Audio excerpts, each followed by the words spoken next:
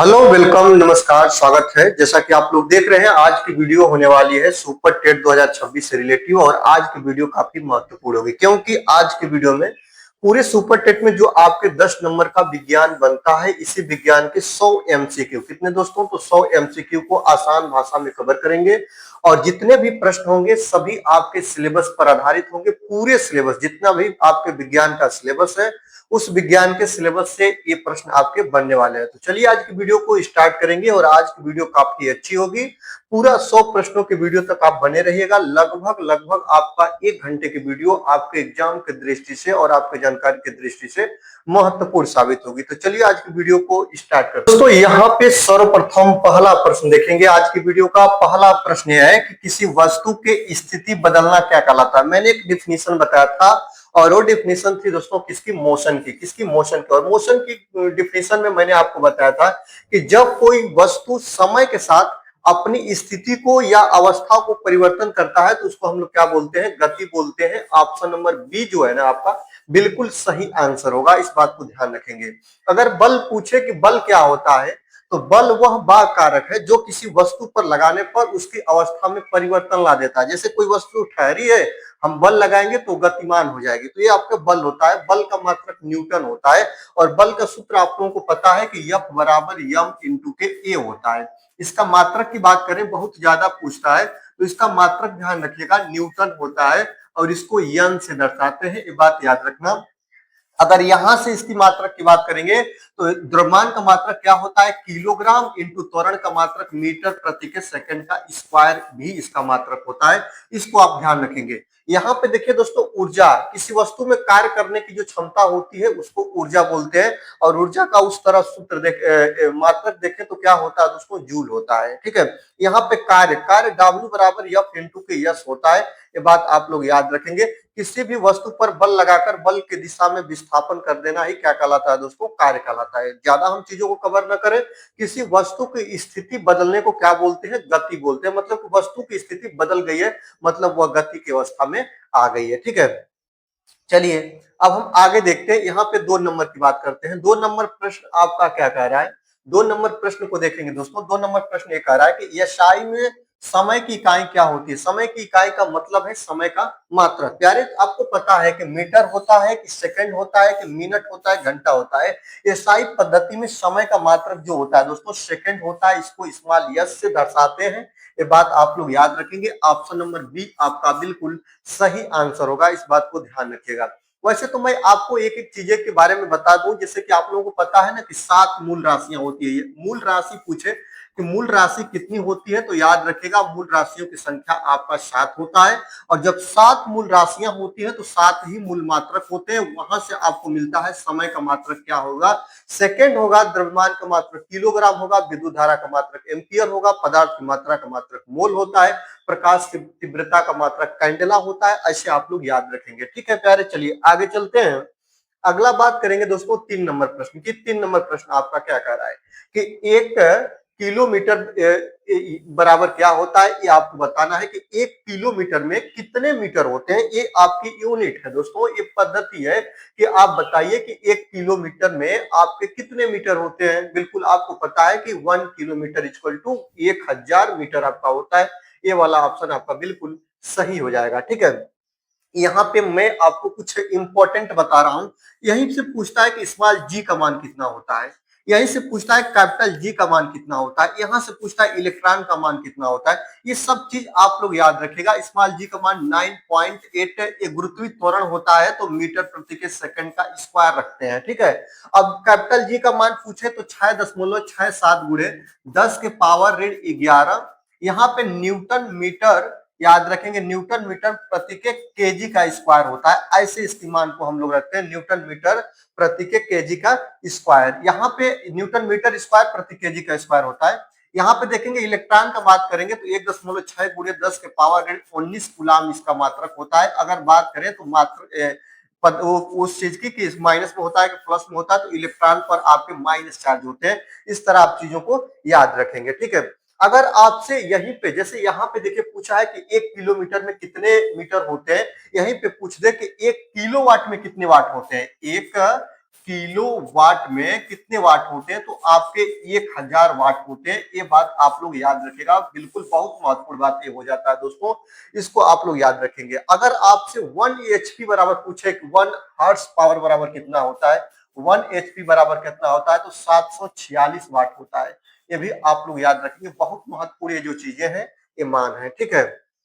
चलिए दोस्तों आगे चलते हैं। यहाँ पे बात करेंगे कि दूरी, यदि दूरी स्थिर रहे, याद रखिएगा दूरी मतलब कोई लंबाई स्थिर रहे और समय बढ़े तो गति क्या होगी, याद रखेंगे, यही आपको बताना है। मतलब देखिएगा कह रहा है कि यहाँ से और यहाँ की दूरी आपकी स्थिर है, मतलब कि मान लीजिए कोई दूरी है, वह दूरी कितनी है प्यारे, तो 4 किलोमीटर की है, ठीक है। इसकी दूरी तो स्थिर है, ठीक है, और समय बढ़ रहा है, मतलब यहाँ से कोई वस्तु है, यहाँ पे कोई व्यक्ति है जिसका नाम है राम। अगर वह समान दूरी को अलग है, जैसे कि मान लीजिए समय बढ़ रहा है इसको दूरी तय करने में, जैसे 4 किलोमीटर की दूरी है और इसको दूरी को तय करने में समय बढ़ रहा है, तो इसकी चाल क्या होगी, अगर समय ज्यादा लग रहा है तो चाल क्या होगी दोस्तों, धीमी होगी, या चाल उसकी घट के चल रही होगी, तभी तो उसको ज्यादा समय लग रहा है, क्योंकि समान समय में वह समान दूरी तय करता है। अब इसी दूरी को वह किसी दिन 10 मिनट में तय कर ले रहा है, और आज क्या कर रहा है, 10 मिनट की जगह उसी समान ही दूरी को 15 मिनट ले रहा है, मतलब उसकी चाल में कमी हो रही है दोस्तों, चाल उसकी घट रही है। ये ऑप्शन नंबर बी आपका बिल्कुल सही होगा, इस तरह आप लोग इसको ध्यान रखिएगा, ठीक है। चलिए आगे देखते हैं, यहाँ पे प्यारे 5 नंबर की बात करते हैं। 5 नंबर क्या कह रहा है कि बल लगाने से क्या नहीं हो सकता है, यही आप बताना है दोस्तों। बल क्या होता है, धक्का अथवा खिंचाव होता है। जब हम किसी वस्तु पर लगाते हैं तो बल लगाने से उस वस्तु की अवस्था में, स्टेट में परिवर्तन हो जाता है, मतलब वह वस्तु आपके विराम अवस्था में है तो गति अवस्था में कर देंगे, और गति अवस्था में है तो विराम अवस्था में कर देंगे। बल लगाकर उसकी दिशा को परिवर्तन कर सकते हैं, बल लगाकर उसको रोक सकते हैं, बल लगाकर उसको धक्का दे सकते हैं, ये सब प्रवृत्तियां होती है। बल लगाने से क्या नहीं हो सकता है दोस्तों, गति बढ़ सकती है, बात तो सही है दोस्तों, बिल्कुल बढ़ सकती है। दिशा का बदल सकते हैं, बिल्कुल, बल लगाकर आप किसी की दिशा को, डायरेक्शन को कन्वर्ट कर सकते हैं, बात तो सही है। आकार का बदलना है, बल लगाकर उसके आकार को आप बदल सकते हैं, दबा देंगे तो चपटी हो जाएगी, बिल्कुल आप लोग जानते हैं। बल लगाकर आप द्रव्यमान में कमी बेसी नहीं कर सकते हैं, बात तो सही है, क्योंकि बल लगाने से उसके द्रव्यमान में कोई डिफरेंस नहीं होगा, मतलब वह 1 किलोग्राम की वस्तु है तो वह 1 किलोग्राम की ही रहेगी। बल लगाकर उसके आप लोग द्रव्यमान में चेंज नहीं कर सकते हैं, ये बात आप लोग याद रखेंगे। ऑप्शन नंबर डी को प्यारे लॉक करिएगा, ऑप्शन नंबर डी आपका बिल्कुल सही आंसर होगा। जितने प्रश्न है प्यारे सभी आपके एनसीईआरटी से अकॉर्डिंग है, पूरे रिलेटेड जो आपके एनसीईआरटी है ना, एनसीईआरटी के रिलेटेड ही आपके सब प्रश्न बने हुए हैं। प्रश्नों का सोर्स केवल आपका एनसीईआरटी है, पूरा वीडियो लास्ट तक देखिएगा। और चलिए अब हम आगे देखते हैं, यहाँ पे बात करेंगे घर्षण को कम करने के लिए क्या करते हैं, आपको ये बताना है। फ्रिक्शन की बात आ गई, अब घर्षण क्या होता है, घर्षण को कम कर, यहाँ पे घर्षण को कम करना है। अब घर्षण को कम करने के लिए हम किस चीज का प्रयोग करते हैं दोस्तों, स्नेहक का प्रयोग करते हैं, और स्नेहक का प्रयोग करके हम घर्षण को कम करते हैं। और घर्षण कम करने से जो कल कारखाने के जो कल पुर्जे होते हैं ना, उनमें घर्षण कम होगा, तो उनके जितने भी सामान होते हैं मशीनरी सामान में घिसाव कम होता है, और घिसाव कम होने के कारण वह सामान बहुत लंबा समय तक उसकी अर्धवायु बढ़ जाती है। यहाँ पे देखिएगा घर्षण को कम आप कैसे करेंगे, रेत डालकर घर्षण को बढ़ाया जाता है, तेल लगाकर करेंगे। आज आगे देखिएगा वजन बढ़ाना, वजन बढ़ाना से कोई घर्षण का कम बेसी तो मतलब होगा नहीं, वजन बढ़ाएंगे तो घर्षण बढ़ेगा, ये बात को याद रखेगा। सतह खुरखुरी करेंगे तभी भी आपका घर्षण बढ़ेगा, लेकिन अगर आप तेल लगा देते हैं उस सतह पे तो घर्षण को आप कम करने का यही उपाय कर सकते हैं। ये वाला ऑप्शन आपका बिल्कुल सही आंसर होगा, इस बात को प्यारे ध्यान रखिएगा। चलिए आगे देखते हैं कार्य का सूत्र क्या होता है। कार्य को प्यारे W से दर्शाते हैं, W का मतलब वर्क होता है, W बराबर F इंटू के यस होता है। मतलब किसी वस्तु पर बल लगाकर, F का मतलब क्या है दोस्तों, बल है, और यस का मतलब क्या होता है, विस्थापन होता है, ये बात याद रखिएगा।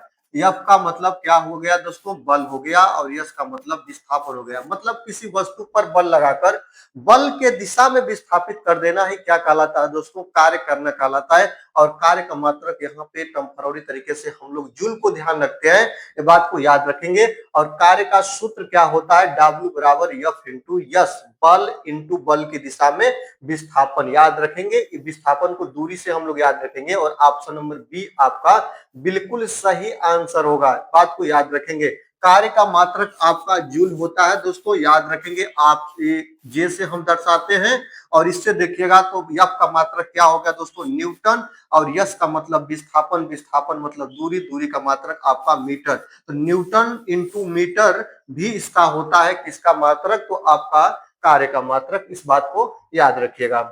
चलिए अब हम आगे ले चलते हैं कि एक जूल बराबर क्या होता है। एक जूल आपको मैंने बता दिया ना कि जूल किसका मात्रक है दोस्तों, आपका वर्क का मात्रक है, कार्य का मात्रक है। अब देखिएगा W बराबर एफ इंटू के यस होता है, मतलब एक न्यूटन बल लगाने पर 1 मीटर का अगर विस्थापन हो रहा है तो आप कहेंगे कि 1 जूल उसने ऊर्जा खर्च की है वो वस्तु द्वारा।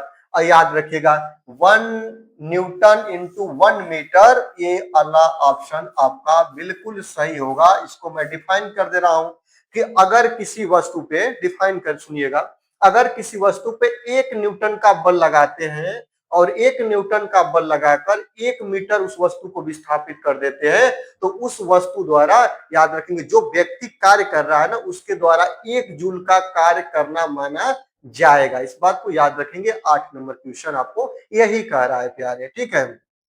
चलिए आगे चलते हैं प्यारे, यहाँ पे बात करते हैं 9 नंबर प्रश्न की। 9 नंबर प्रश्न क्या कह रहा है कि गतिज ऊर्जा का सूत्र क्या होता है। फार्मूला आपको बताना है किनेटिक एनर्जी की, याद रखेंगे के ई बराबर हाफ एम बी के स्क्वायर इसका सूत्र होता है। ये होता है गतिज ऊर्जा, और स्थितिज ऊर्जा बराबर होता है एम जी इंटू एच। ये आपका स्थितिज ऊर्जा का सूत्र होता है। तो गतिज ऊर्जा का ऑप्शन नंबर बी आपका बिल्कुल सही आंसर होगा।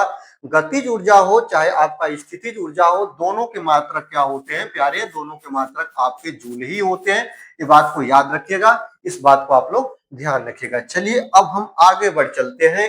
आज की वीडियो का 10 नंबर प्रश्न आप देखेंगे। ऊर्जा संरक्षण का नियम कहता है, याद रखेंगे, जो आपका ऊर्जा संरक्षण का नियम क्या कहता है। देखिएगा ऊर्जा संरक्षण के नियम को आपने शुरू कक्षाओं से, एनसीईआरटी की कक्षाओं से आपने पढ़ना स्टार्ट किया होगा, और ऊर्जा संरक्षण का नियम नाम से ही क्लियर है, संरक्षण का मतलब सुरक्षा है। और आपको बता दें ऊर्जा का मतलब यहाँ पे एनर्जी से ही है, कार्य करने की क्षमता से ही है। और आपको बताऊं प्यारे कि ऊर्जा संरक्षण का नियम यही कहता है कि ऊर्जा न तो नष्ट होती है न ही उत्पन्न होती है। याद रखिएगा, बहुत इंपॉर्टेंट पॉइंट है। ऊर्जा संरक्षण का नियम बस आपको यही सिखाता है कि ऊर्जा कभी नष्ट नहीं होती, ऊर्जा कभी खपत नहीं होती, ऊर्जा कभी बनती नहीं, बिगड़ती नहीं, केवल एक रूप से दूसरे रूप में ट्रांसफर होती है। ऊर्जा कभी नष्ट नहीं होती और ऊर्जा नहीं उत्पन्न होती, केवल एक रूप से दूसरे रूप में हस्तांतरण होती है, रूपांतरण होती है। ऑप्शन नंबर जो सी है ना, ये बिल्कुल सही आंसर होगा। इसको आप लोग लॉक करिएगा। ऊर्जा न तो बनती है न ही नष्ट होती है, केवल एक रूप से दूसरे रूप में परिवर्तित होती रहती है। ऑप्शन नंबर सी आपका बिल्कुल सही आंसर होगा।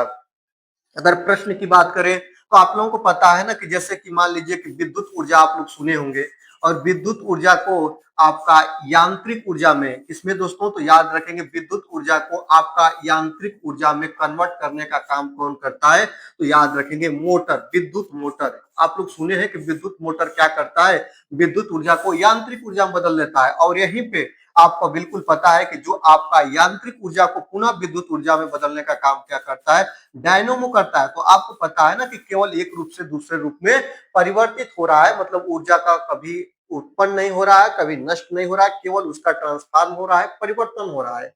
ठीक है दोस्तों, आगे चलेंगे। यहाँ पे बात करेंगे हम लोग 11 नंबर प्रश्न की।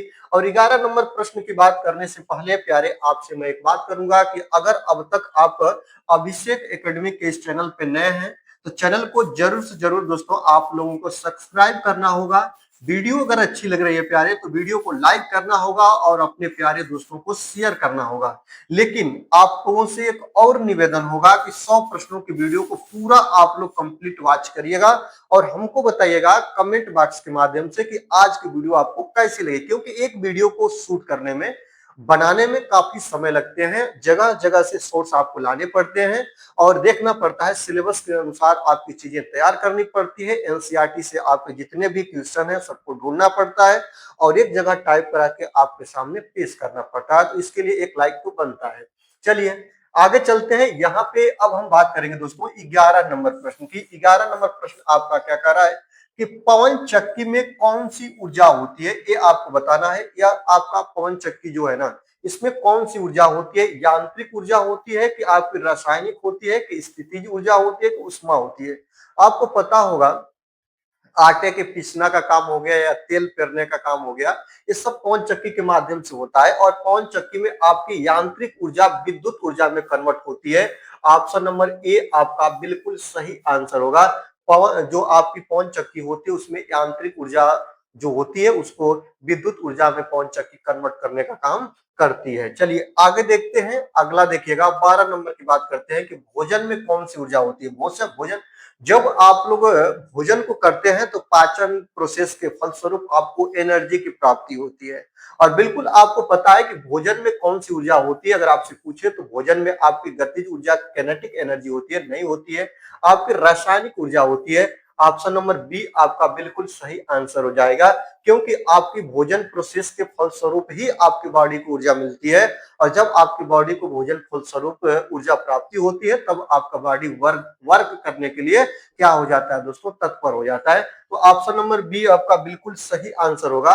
और आपको बता दे भोजन करने से या खाना खाने से जो ऊर्जा मिलती है उसको कैलोरी या किलो कैलोरी में मापते हैं। ये भी बात आप लोग याद रखेंगे, बॉडी की जो एनर्जी होती है उसको कैलोरी या किलो कैलोरी में मैनेज किया जाता है, नापा जाता है। गुरुत्वीय त्वरण का मान लगभग कितना होता है प्यारे? आप ये जो स्मॉल जी होता है ना इसको गुरुत्वीय त्वरण बोलते हैं और जो कैपिटल जी होता है ना इसको सार्वत्रिक नियतांक बोलते हैं। ये बात को याद रखेंगे। जी में काफी आपका सार्वत्रिक गुरुत्वाकर्षण नियतांक जो होता है उसको कैपिटल जी बोलते हैं और स्मॉल जी को गुरुत्वीय त्वरण बोलते हैं। इसका मान आपका 9.8 मीटर पर सेकेंड स्क्वायर होता है, क्योंकि त्वरण का मात्रक जो होता है ना ये भी त्वरण ही है, इसको गुरुत्वीय त्वरण बोलते हैं और इसका मान आपका ऑप्शन नंबर ए आपका बिल्कुल सही आंसर होगा। इस बात को आप लोग याद रखेंगे, ठीक है। चलिए अब हम आगे चलेंगे, यहाँ पे बात करेंगे 14 नंबर प्रश्न की। जड़त्व किसका गुण है? जड़त्व जो होता है ना याद रखेंगे, जड़त्व किसके कारण आता है? किसी भी वस्तु में जितना वस्तु के अंदर भार होगा ना, जिस वस्तु का द्रव्यमान जितना ही होगा ना उसके अंदर जड़त्व उतना ही ज्यादा होगा। जैसे कि मान लीजिए अगर कोई ट्रक है, यहाँ पे देखिएगा मैं एक जो चीज लिख रहा हूँ, एक है ट्रक और एक है आपका कोई गाड़ी ले रहे हैं, तो जैसे फोर व्हीलर कोई गाड़ी हो गया, जैसे मान लीजिए एक है ट्रक और एक है आपका जीप। आपसे पूछ दे कि किसमें जड़त्व तो ज्यादा होगा, तो जिसका भार ज्यादा होगा ना उसमें आपका जड़त्व तो ज्यादा होगा। जड़त्व तो किसका गुण है आपको ये बताना है, बल का है प्यारे कि द्रव्यमान का है कि आपका ऊर्जा का है कि आपका गति का है। बिल्कुल मैंने आपको बता दिया कि जिसके अंदर जितना भार होगा ना उसमें उतना जड़त्व होगा। ऑप्शन नंबर बी आपका बिल्कुल सही आंसर हो जाएगा। जैसे आपसे पूछे कि हाथी और बकरी में किसका जड़त्व ज्यादा होगा, तो जिसका जितना भार होगा उतना ही उसका प्यारे जड़त्व होगा। इस बात को याद रखिएगा। चलिए आगे देखते हैं कि न्यूटन का पहला नियम किससे संबंधित है, ये आपको बताना है। याद रखेंगे सर आइजैक न्यूटन के द्वारा 3 गति के नियमों को प्रतिपादित किया गया था। याद रखेंगे पहला नियम, दूसरा नियम, तीसरा नियम। शॉर्टकट संक्षिप्त रूप में देखते हैं। ये देखिएगा पहला नियम को ही गैलीलियो का नियम बोलते हैं, पहले नियम को जड़त्व का नियम बोलते हैं। याद रखिएगा यहीं से 2-3 चीजें आप लोग कंफर्म करिएगा कि पहले नियम को ही गैलीलियो का नियम और पहले नियम को ही जड़त्व का नियम। ये नियम कहता क्या है आपको बता दें। पहला नियम ये कहता है ना कि कोई वस्तु विराम अवस्था में है तो विराम अवस्था में रहेगी, मतलब ठहरी हुई है तो ठहरी हुई रहेगी, गति कर रही है तो गति करती ही रहेगी जब तक, कब तक, जब तक उस पर कोई बाह्य बल लगाकर मतलब बाहरी बल लगाकर उसको रोक न दिया जाए या उसका अवस्था परिवर्तन करने की इच्छा न जगाई जाए। तो ये पहला नियम कहता है न्यूटन के गति का पहला नियम। दूसरा नियम क्या कहता है, यहीं से सूत्र आपका मिलता है F बराबर m इंटू के ए। न्यूटन का यह दूसरा नियम है, कहता है कि किसी वस्तु का द्रव्यमान यम है तो उसमें उत्पन्न त्वरण ए के गुणनफल के अनुक्रमानुपाती होता है। यही आपका सेकंड नियम होता है। और तीसरा नियम होता है क्रिया प्रतिक्रिया का नियम, मतलब कि आप किसी वस्तु पर जितना धक्का लगाएंगे, जितना आप लोग फोर्स करेंगे, वह वस्तु भी आपके ऊपर फोर्स करेगी। इस बात को याद रखेंगे। ये न्यूटन का तीसरा नियम है जिसको क्रिया प्रतिक्रिया के नाम से हम लोग जानते हैं। यहाँ पे देखिएगा एक न्यूटन का पहला नियम किससे संबंधित है, तो जड़त्व के नियम से है। गैलीलियो का नियम जड़त्व का नियम। ये ऑप्शन नंबर बी आपका बिल्कुल सही आंसर होगा। इस बात को याद रखेंगे, ठीक है। ये बल का नियम दूसर का नियम है और तीसर का नियम क्रिया प्रतिक्रिया का नियम है। ठीक है दोस्तों, चलिए आगे चलते हैं। यहाँ पे बात करेंगे 16 नंबर प्रश्न को। 16 नंबर प्रश्न क्या कह रहा है, किसी वस्तु को वृत्त में घुमाने वाला बल क्या कहलाता है। कोई वस्तु है और उसको एक वृत्त में, वृत्त का मतलब ये होता है कि किसी बिंदु को केंद्र मानकर उसके चारों तरफ ऐसे ऐसे घुमाते रहे, तो उसको आप लोग क्या बोलेंगे, कौन सा बल बोलेंगे, गुरुत्वीय बल। गुरुत्वीय बल नहीं होगा दोस्तों, वह बल देखिएगा, गुरुत्वीय बल क्या होता है, पृथ्वी जिस बल से किसी वस्तु को अपने केंद्र की तरफ खींचती है, मतलब इसको यहाँ पे छोड़ेंगे नीचे गिरेगा, बिल्कुल गिरेगा। तो अब यहाँ से छोड़ रहे हैं तो नीचे क्यों गिर रहा है, अगर आपसे कोई पूछे तो बिल्कुल कहिएगा ये पृथ्वी के गुरुत्व बल के कारण ऐसा हो रहा है, और गुरुत्वीय बल के कारण ही मुक्त अवस्था में छोड़ी गई वस्तु पृथ्वी के नीचे गिरती है, नहीं तो नहीं गिरती। कितना मजा आता, हम लोग वैसे वैसे आसमान में घूमते रहते हैं। ठीक है, तो किसी वस्तु को वृत्त में घुमाने वाला बल आपका क्या होता है, अभिकेंद्री बल। अभिकेंद्री बल का डेफिनेशन ही होता है किसी बिंदु को केंद्र में, किसी बिंदु को केंद्र मानकर उसके चारों तरफ गति करे कोई बल या कोई वस्तु, तो उसकी गति को अभिकेंद्री गति या उस पर लगने वाले बल को अभिकेंद्री बल का हम लोग नाम देंगे। ऑप्शन नंबर बी आपका बिल्कुल सही आंसर होगा, इस बात को याद रखेंगे। घर्षण बल क्या कहलाता है, घर्षण बल कहलाता है ना कि जो अपने स्थिति का विरोध करे। ठीक ना, अगर आप उसको धक्का दे रहे हैं ना तो वह आपके विपरीत धक्का देने का प्रयास करे, उसी को घर्षण बल बोलते हैं। चुंबकीय बल, जो चुंबक में बल होता है, जो चुंबकीय गुण के कारण जो बल होता है उसको चुंबकीय बल बोलते हैं। आगे देखते हैं शक्ति का मात्रक क्या होता है, ये आपको बताना है। शक्ति का मतलब होता है दोस्तों पावर। P बराबर W अपान के T इसका सूत्र होता है, इस शक्ति होता है। और आपको मैं एक बात बता दूं, शक्ति का मात्रक उस तरह तो हम लोग देख लेते हैं, आप आमतौर पे वाट होता है। P बराबर W अपान T, ये बात आप लोग याद रखेंगे। और उस तरह उसका मात्रक देखेंगे तो P बराबर W अपान T। W का मतलब क्या है दोस्तों, कार्य है, और T का मतलब क्या है प्यारे, आपका समय है।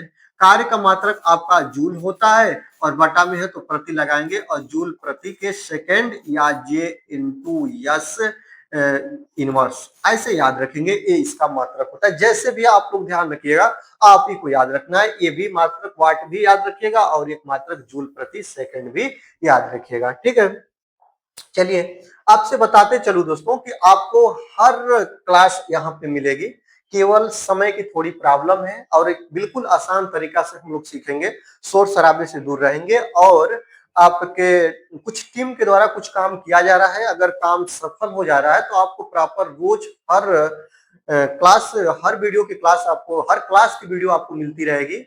और बिल्कुल आप एक आसान तरीका से ऐसा प्लेटफॉर्म आपको देने का मेरा प्रयास है कि बिल्कुल आप आसान तरीका से चीजों को सीख पाए।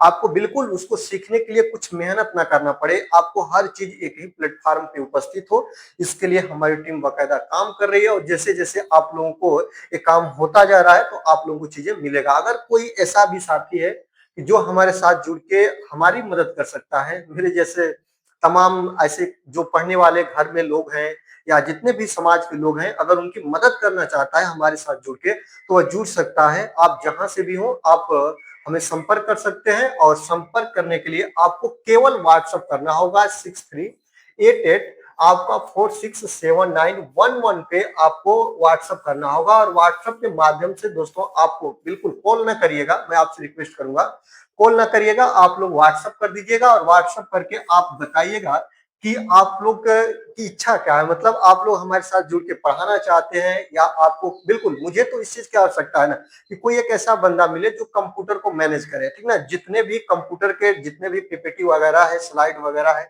थंबनेल वगैरह है, अगर आप बनाने के लिए परफेक्ट हैं तो आप हमारे साथ जुड़ के और आप हमारी मदद कर सकते हैं। और जैसे आप मेरी मदद करेंगे ना, वैसे मैं भी आपकी मदद करूंगा अप्रत्यक्ष रूप से। चलिए आगे देखते हैं 1 एचपी बराबर कितना होता है, 1 हार्स पावर इसको बोलते हैं। और 1 एचपी बराबर कितना होता है तो 746 वाट होता है। मान को याद रखिएगा, ऑप्शन नंबर ए आपका बिल्कुल सही आंसर होगा, इस बात को ध्यान रखिएगा। चलिए अब हम आगे देखते हैं दोस्तों, सरल मशीन उदाहरण है किसका है, सरल मशीन जो काम को आसान बना देता है। सरल का मतलब आसान से, आप लोग जानते ही है। सरल मशीन का उदाहरण आपका लीवर होगा, आपका घिरनी होगा, बैटरी होगा, ढाल होगा। सरल मशीन का उदाहरण नहीं है, क्योंकि मैंने नहीं शब्द नहीं बोला, यहाँ पे 3 तो हैं लेकिन एक नहीं है, बैटरी। बैटरी जो देख रहे हैं ना, यह रासायनिक ऊर्जा को विद्युत ऊर्जा में बदलता है। यह सरल मशीन का उदाहरण नहीं है। आप लोग लीवर को देख लीजिए, घिरनी को देख लीजिए, ढाल को देख लीजिए, सब आपके सरल मशीन के उदाहरण है। क्योंकि ढाल से देखते हैं वस्तुएं अपने आप चलना, गतिमान हो जाती हैं। यहाँ पे देखिए घिरनी से हम भारी वस्तुओं को एक स्थान से दूसरे स्थान पर उत्प्रेरक आदि के माध्यम से हम लोग प्रयोग करके चीजों को पहुंचाते हैं। लीवर जो है दोस्तों, यह भारी सामान को उठाने या नीचे रखने के काम आता है। ठीक है, चलिए अब हम आगे चलते हैं। यहाँ पे बात करेंगे ऊर्जा का व्यवसायिक मात्रक क्या होता है। आपको बिल्कुल पता है, किलोवाट इंटू, याद रखेंगे, किलोवाट इंटू आवर, ये आपका ऊर्जा का व्यवसायिक मात्रक होता है। जो आप लोग देखेगा किलोवाट घंटा, ये जो होता है ना दोस्तों, यह ऊर्जा का व्यवसायिक मात्रक होता है। ऑप्शन नंबर सी आपका बिल्कुल सही आंसर होगा। ये बात को याद रखेंगे। शक्ति का मात्रक वाट होता है। और याद रखेंगे जो कार्य करने की क्षमता होती है, जो जिसे आप लोग देखते हैं ना कि एनर्जी का मात्रक, जो शरीर में एनर्जी मिलती है उसको हम कैलोरी, किलो कैलोरी में मापते हैं। और यहाँ पे कार्य का मात्रक जूल होता है। ठीक है, चलिए अब हम आगे देखते हैं। यहाँ पे बात करेंगे प्रकाश और ध्वनि से। कुछ आपको मैं रिवीजन करा दूं जो आपके चैप्टर का ही पॉइंट है। अब प्रकाश और ध्वनि में आप लोगों को पता है लाइट एंड साउंड। और इसमें क्या मिलता है, प्रकाश सरल रेखा में चलता है। इसे क्या कहते हैं आपको बताना है कि जब सूर्य से प्रकाश किरणें आती है तो उसी को पराबैंगनी किरणें बोलते हैं। या उससे जो प्राप्त किरणें होती है उसको अल्ट्रावायलेट रेड भी बोलते हैं, जो कि आपका समताप मंडल में ओजोन परत से नष्ट हो जाती है। आपको यही बताना है कि प्रकाश सरल रेखा में चलता है, इसे क्या बोलेंगे। इसे हम परावर्तन कहेंगे कि अपवर्तन कहेंगे कि प्रकाश का ऋजु रेखी गमन कहेंगे। नाम से ही क्लियर है कि इसको हम लोग प्रकाश का ऋजु रेखी गमन बोलेंगे। प्रकाश सीधी रेखा में चलती है। सूर्य से धरती पर आने में प्रकाश को पूरे 500 सेकंड का समय लगता है। मिनट में आप लोग चेंज कर लीजिएगा, 8 मिनट कुछ सेकंड मिलेगा। ठीक है, जो प्रकाश होती है दोस्तों, याद रखेंगे, मैं आपको बता दूं, जो ये प्रकाश होता है ये अनुप्रस्थ तरंगे होता है। कैसा तरंग होता है दोस्तों, अनुप्रस्थ तरंगे होता है। ये बात याद रखेंगे, अनुप्रस्थ तरंगे इसको बोलते हैं। और आपको एक बात और बता दें, सूर्य की पराबैंगनी किरणों से हमें प्यारे विटामिन डी की प्राप्ति होती है। आपको एक दो चीज और बताता हूं कि याद रखेंगे, जो सूर्य की प्रकाश किरणें होती है, जब या जो प्रकाश होता है ना, इससे विटामिन डी मिलता है। 500 सेकंड लगता है। अनुप्रस्थ तरंगे होती है, इसमें आपका परावर्तन, अपवर्तन, विक्षेपण, वर्ण विक्षेपण, जो विवर्तन, सभी घटनाएं प्रकाश के अंदर देखने को मिलती है। इस बात को आप लोग याद रखेंगे। प्रकाश कहते किसके हैं, तो जब किसी वस्तु पर प्रकाश पड़ता है तो उस वस्तु को चमक में परिवर्तित कर देता है या उस वस्तु को देखने में मदद कर देता है, उसी को हम लोग प्रकाश बोलते हैं। ठीक है, यही से आपकी उत्पत्ति होती है लेंस की, दर्पण की, और यही सब चीजें हम लोग प्रकाश के अंदर पढ़ते हैं। आपको वन बाय वन, जैसे कि आप लोगों को दोष, आंखों का दोष भी यहीं से पढ़ते हैं। सूक्ष्मदर्शी, दूरदर्शी, माइक्रोस्कोप, यहीं से चीजें मिलकर आता है। आपको सब चीजें मैं कवर कराऊंगा। ठीक है, चलिए, तो ऋजुरेखी गमन होता है, मतलब प्रकाश एक सीधी रेखा में गमन करता है। प्रकाश के लिए माध्यम की आवश्यकता नहीं होती। बहुत इंपॉर्टेंट पॉइंट यही है कि प्रकाश निर्वात में गमन कर सकता है, इसके लिए कोई माध्यम की आवश्यकता नहीं होती है। ये भी आप लोग याद रखिएगा, ध्यान रखिएगा। चलिए प्यारे, अब हम आगे चलते हैं। लेंस की क्षमता का मात्रक क्या होता है। लेंस जो होता है ना, इसका प्रयोग हम कहाँ करते हैं, तो याद रखेंगे निकट दृष्टि दोष, दूर दृष्टि दोष, ये सब जगहों पर लेंस का प्रयोग किया जाता है। और लेंस की क्षमता का मात्रक क्या होता है, तो डायोप्टर होता है, ये याद रखिएगा। ये बी नंबर ऑप्शन आपका बिल्कुल सही है। और आपको मैं एक बात और बता दे रहा हूं प्यारे, बहुत अच्छी बात है कि लेंस की क्षमता किसे बोलते हैं। कोई भी लेंस जितना प्रकाश किरणों को मोड़ देगा ना, वही लेंस की क्षमता कहलाएगा। मुख्य तौर पे, आम तौर पे लेंस के प्रकार टाइप कितने होते हैं, दो होते हैं। एक होता है आपका उत्तल लेंस, जो कि बीच में मोटा, किनारे पर पतला होता है। और एक होता है आपका अवतल लेंस, जो कि किनारों पर मोटा और बीच में पतला होता है। ये बात याद रखेंगे, इसको बोलते हैं उत्तल लेंस और इसको बोलते हैं अवतल लेंस। और आपको एक बात और बता दें, प्रश्न ये बनता है कि लेंस और दर्पण में क्या होता है। दर्पण भी दो प्रकार के मुख्य रूप से होते हैं। एक समतल दर्पण को ध्यान में न रखें तो अवतल दर्पण, उत्तल दर्पण। देखिएगा, अवतल दर्पण में क्या होता है, परावर्तन दबे हुए तल से होता है, ये अवतल दर्पण होता है। और उत्तल दर्पण में क्या होता है, परावर्तन आपका उभरे तल से होता है। बात याद रखिए, सॉरी, इस चीज को ना ध्यान रखिए। यहाँ पे मैं आपको बता रहा हूँ, ये देखिएगा, अवतल दर्पण किसे बोलते हैं। अवतल दर्पण में जो परावर्तन होता है ना, वो दबे तल से होता है, मतलब इधर से होता है। ठीक, प्रकाश किरण इधर से जाएगी। और यहाँ पे उत्तल दर्पण की बात करें तो उत्तल दर्पण में इधर से कलई रहेगा और परावर्तन उभरे हुए तल से होगा, इधर से प्रकाश किरणें जाएंगी। ठीक है, मैं आपको बताऊंगा वन बाई वन करके, लेकिन यहाँ पे लेंस की क्षमता का मात्रक डायोप्टर होता है। चलिए, निकट दृष्टि दोष में कौन सा लेंस होता है? निकट दृष्टि दोष में अवतल लेंस का प्रयोग करते हैं, ये बात याद रखेंगे। ऑप्शन नंबर बी आपका बिल्कुल सही हो जाएगा। और यहीं पे आपको एक प्रश्न और बनेगा, बहुत इंपॉर्टेंट है, इसको याद रखिएगा। दूर दृष्टि दोष में कौन सा लेंस का प्रयोग करते हैं? तो उत्तल लेंस का प्रयोग करते हैं, ये भी आपका बिल्कुल सही आंसर हो जाएगा। ठीक है, चलिए अब हम आगे देखते हैं। यहाँ पे बात करेंगे दोस्तों कि मानव आंख में लेंस कैसा होता है, तो याद रखेंगे प्रोटीन का बना हुआ, प्रकृति के द्वारा गिफ्ट ऑफ भगवान, गिफ्ट ऑफ गॉड, भगवान का दिया हुआ उपहार है, जो कि प्रोटीन का बना होता है, जो उत्तल लेंस की भांति व्यवहार करता है। ऑप्शन नंबर बी आपका बिल्कुल सही आंसर होगा, इसको आप लोग याद रखेंगे। ठीक है, आगे देखते हैं प्रकाश तंतु किस सिद्धांत पर काम करता है। तो जो प्रकाश तंतु होता है यह जो होता है प्रकाश के पूर्ण आंतरिक परावर्तन की जो घटना होती है ना, इस पर आपका क्या करता है दोस्तों? कार्य करता है। ऑप्शन नंबर बी आपका बिल्कुल सही आंसर हो जाएगा। पूर्ण आंतरिक परावर्तन आपको पढ़ाएंगे, जब कोई प्रकाश किरण को एक माध्यम से दूसरे माध्यम में भेजेंगे और वो उस माध्यम में न जाकर पुनः उसी माध्यम में आ जाएगी, तो इसी को पूर्ण आंतरिक परावर्तन का हम लोग नाम दे देते हैं। इसमें कुछ कंडीशन होती है, उस कंडीशन को अलाउ करना पड़ता है। ठीक है, चलिए ध्वनि की गति सबसे कम कहाँ होती है, मैंने आपको बता दूं, देखिएगा ठोस द्रव गैस, यहाँ पे सबसे कम पूछा है ना, तो कहाँ पे होगी दोस्तों? गैस में होती है। ऑप्शन नंबर सी आपका बिल्कुल सही आंसर होगा। सबसे ज्यादा कहाँ पे होती है? तो सबसे ज्यादा आपका ठोस में होती है। इसका मान अलग अलग होता है, जैसे कि आप लोगों को पता है 6420 मीटर पर सेकेंड, 6420 मीटर पर सेकेंड, ये मान आगे पीछे हो सकते हैं, ठोस में मानी गई है। और आपको बिल्कुल पता है कि जो आपका लिक्विड की बात करें दोस्तों, तो लिक्विड आपका 480 मीटर पर सेकेंड आपका द्रव में मानी गई है। और याद रखेंगे 332 मीटर पर सेकेंड आपकी किसमें? तो दोस्तों ध्वनि की चाल आपकी गैस में मानी गई है। मतलब आपके हम और आप जो बातें करते हैं 332 मीटर पर सेकेंड माना गया है कि यहाँ इतना तेज आपकी ध्वनि चलती है। ठीक है, चलिए ये ध्वनि आप लोग ठोस द्रव गैस देख रहे हैं ना, ये जो पदार्थ की चौथी अवस्था होती है इसको प्लाज्मा बोलते हैं, ये भी आपसे पूछ सकता है। चलिए आगे देखते हैं, प्रतिध्वनि सुनने के लिए न्यूनतम दूरी क्या होती है? प्रतिध्वनि का मतलब होगा दोस्तों टकराहट, जैसे आप बोल रहे हो आवाजें गूंज रही हो। ठीक है, तो इसी को इको प्रतिध्वनि बोलते हैं। और प्रतिध्वनि सुनने के लिए न्यूनतम दूरी कितनी होनी चाहिए दोस्तों? तो याद रखिएगा 17.2 मीटर दूरी होनी चाहिए, जो बोल रहा है व्यक्ति उसके और परावर्तक तल के बीच की दूरी।